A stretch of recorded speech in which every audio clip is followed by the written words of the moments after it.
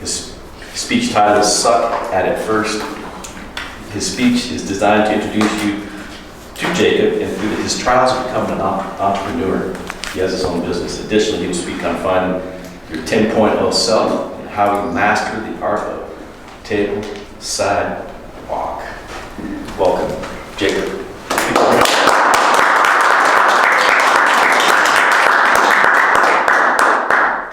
Yeah.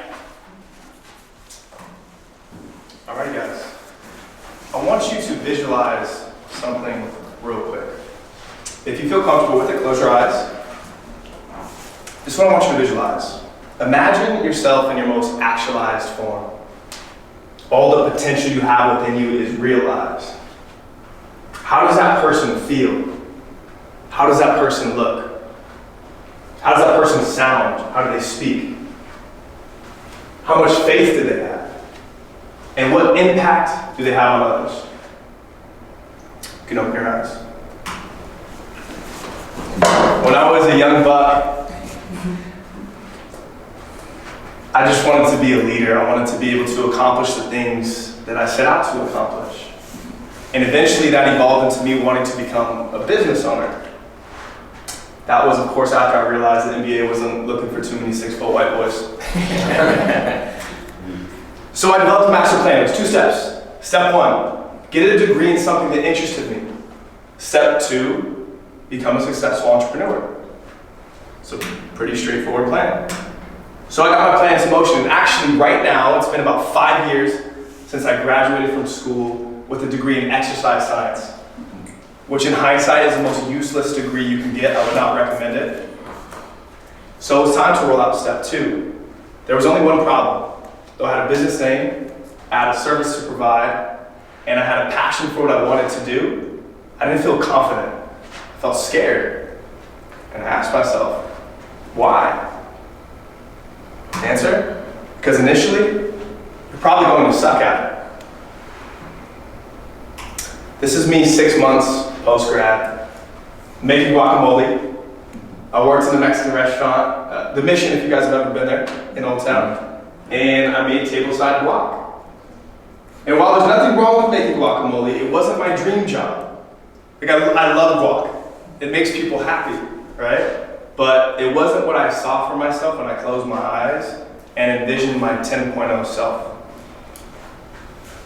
Luckily, I wasn't there long. After 8 months of developing my forearms via guac making, I was able to step away. I built up enough clientele and recurring income that I was able to take on my passion full force, and I left the restaurant.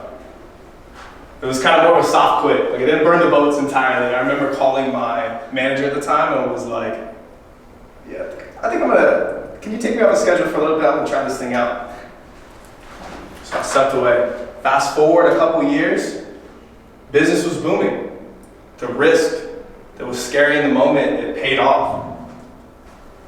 And so one day, I was heading down to my apartment complex gym to train a client of mine. And I went to open the door, and it was locked.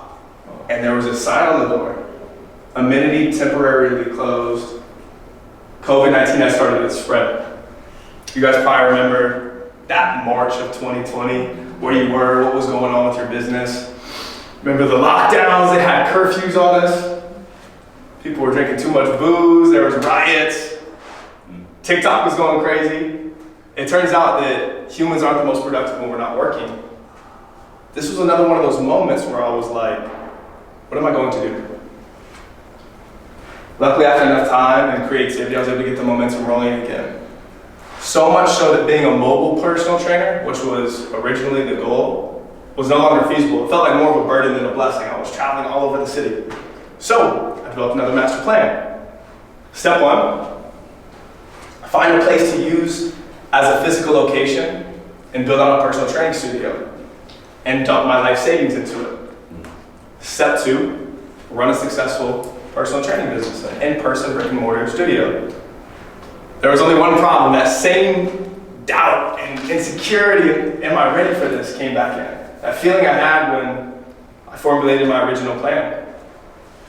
And I asked myself, why do I feel this way? Answer, because initially, you're probably going to suck at it. It's been my experience in business and entrepreneurship and in life that before I can become confident in something, I must first become competent in it.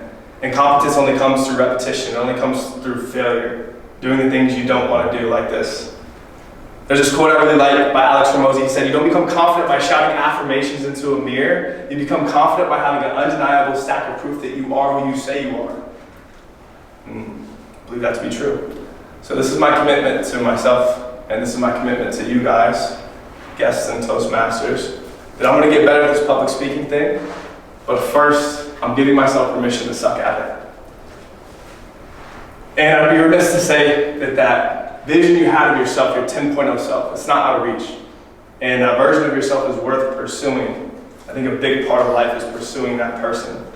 And you'll never achieve it, but the beauty is, though it starts out as maybe more of a selfish pursuit, I want to be this hero, I want to be this person who can accomplish everything. The reality is you actually become better at serving other people. And so because I didn't quit, I got the opportunity to live out my passion and help people transform their lives. Thank you.